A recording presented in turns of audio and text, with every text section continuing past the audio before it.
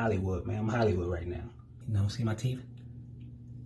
I got good teeth, you know, got a confident smile, but I was looking online probably like a month ago, just, you know, messing around, but came across these little things, these little pop-on veneers on Facebook. It popped up. But let me see. I got it yesterday. Come in this little blue case right here. They send you the mold, you bite down on it, whatever, ship it back out to them. And they send it back to you like 2 weeks. Let me show you real quick.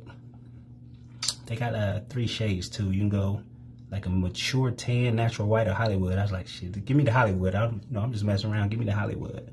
Real quick, just pop them in.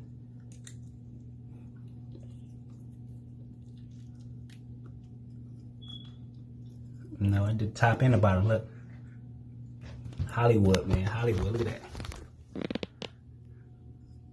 Get y'all some of these, man. Hey.